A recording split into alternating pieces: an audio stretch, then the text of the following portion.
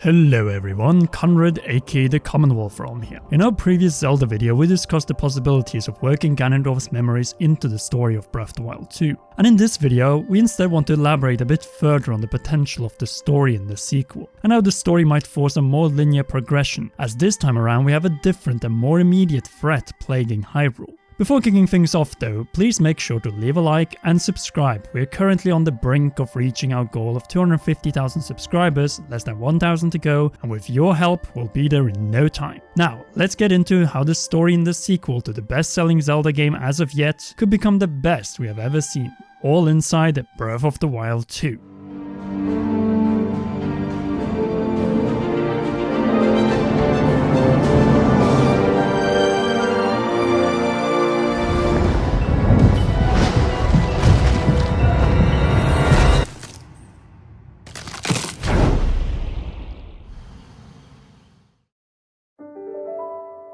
One of the ways that Nintendo allowed the player to have unprecedented freedom to explore Breath of the Wild's Hyrule was by approaching the story without a sense of urgency. From the very start of the game, when Link wakes up in the Shrine of Resurrection, we learn that Calamity Ganon is sealed inside the castle by none other than Princess Zelda herself, and has lingered there for the past 100 years.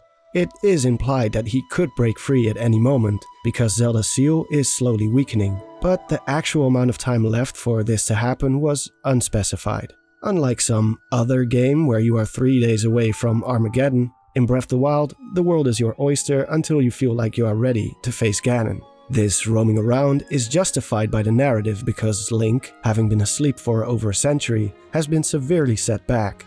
Without a memory, low on hearts and stamina, and without his trusty sword of Evil's Bane. Hence he is encouraged to scour the landscape as a means to prepare himself, as well as getting the Divine Beast back on his side to aid him in the final confrontation. If Breath of the Wild 2 wants to stand out against the previous game, the same narrative is not going to bode well because, well, we already did all of this and restored Link's memory.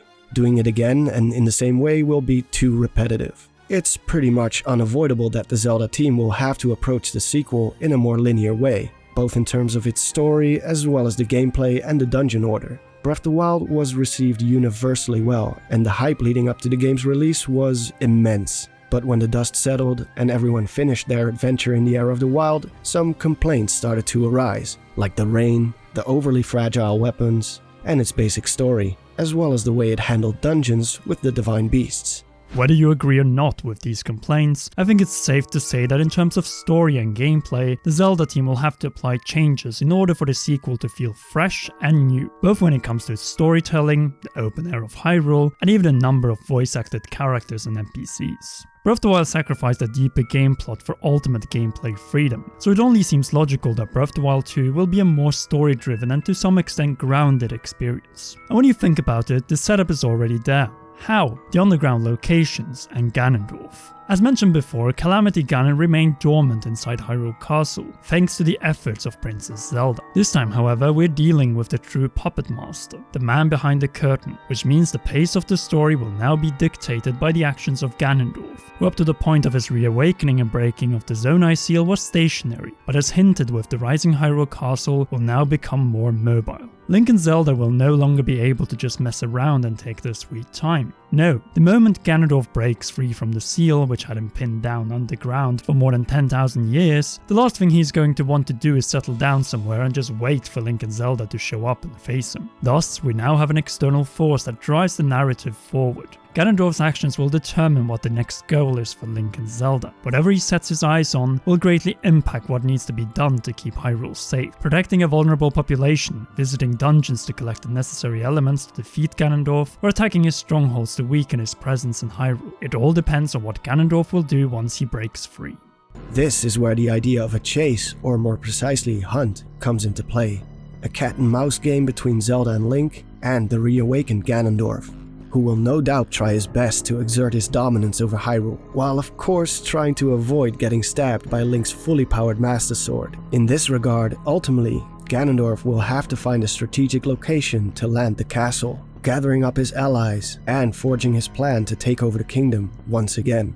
With no military might to stand in his way, it is up to Link and Zelda, and perhaps a new line of champions, Monk Mask Koshia, and any newfound allies to recruit an army that can fend off the army Ganondorf will no doubt gather up to open the path to his lair.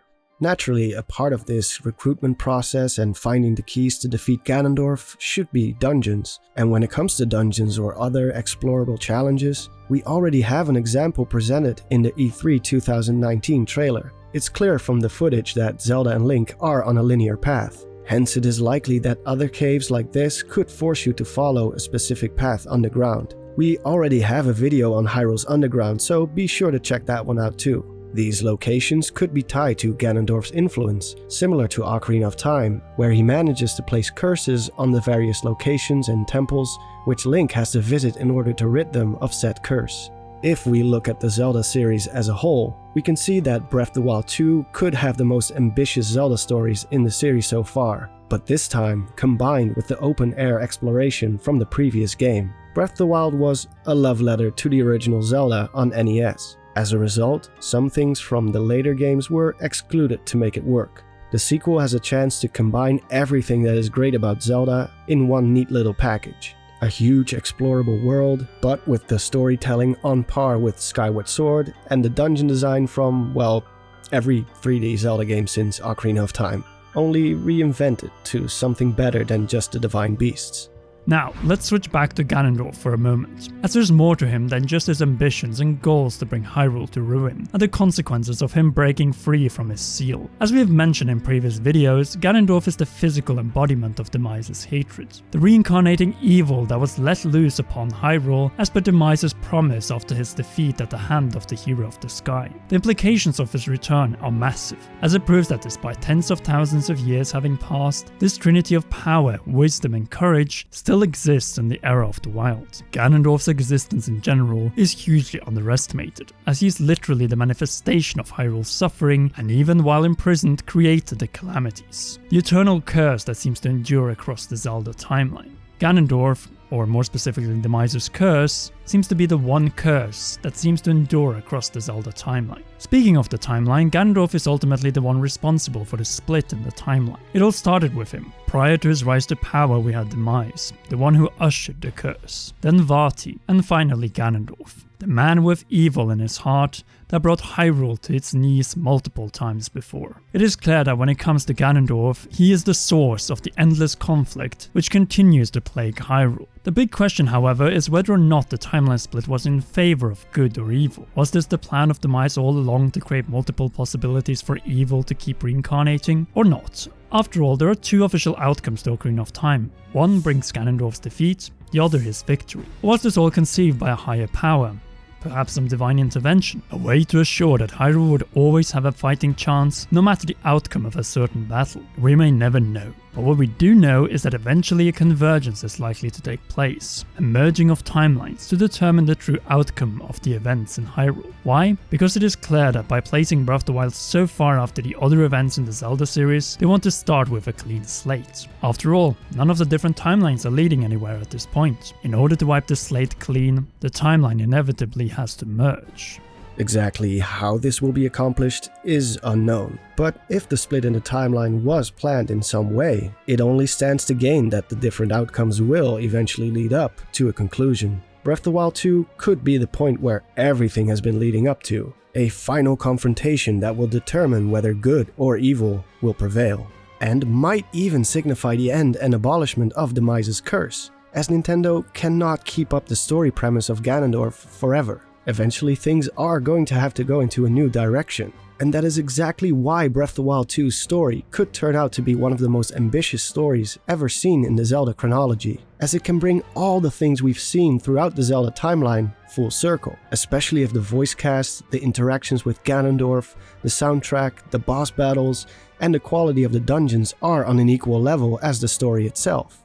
The number of voice-acted characters is indeed an interesting subject. In Breath of the Wild, only key characters like Princess Zelda, the deceased champions and king, the descendants of the champions, Impa, and the Great Deku Tree were properly voiced. Now, however, 5 out of the 12 voice-acted characters are gone after the spirits of the deceased passed on in the ending of Breath of the Wild, leaving us with only 7 out of the 12 voice-acted characters with spoken lines, and one of them is Princess Zelda. who is likely going to have way more lines in the sequel than in the previous game. The same thing goes for Ganondorf, who is likely going to be voiced for the very first time. But what about the rest of the cast? Naturally, we have Impa, the Great Deku Tree, Sidon, Yunobu, Teba and Riju. But will new and other returning characters who didn't get any proper voice acting finally be voiced? Like Kaz, who actually could sing the Champion's Ballad, the Ballad of the Hero and Princess in Love, and any new songs that may appear in the sequel. Or perhaps we could give a voice to the many mute or grunting NPCs across Hyrule. If Breath of the Wild sequel really wants to knock it out of the park in the voice acting department, then why not just like in the case of Final Fantasy VII Remake, give it to all of the sophisticated NPCs found in the original Breath of the Wild. After all, the original Final Fantasy VII had no voice acting and benefited greatly in the remake by giving extra life to otherwise more or less static characters. After all, the tone of fear, anger or happiness are better depicted through voice rather than text. It also sets up for a better story, as instead of reading what the character says, we watch his eyes and mouth as they speak. Yes, it requires extra work from the development team, but if it requires an extra year, then it is in my opinion worth it to bring us the most alive and realistic Zelda characters in the world yet. The same goes with dungeons, which by all means need to replace the divine beasts to offer even better ties with the story. In other words, they can't underwhelm the player after a major story build-up. If you want to learn more about how dungeons could potentially be improved or structured in Breath of the Wild 2, go check out my very first video on my new channel called Monster Maze, where together with Nintendo Black Crisis, I go into detail on the dungeon design the Zelda team might be about to deliver for Breath of the Wild sequel.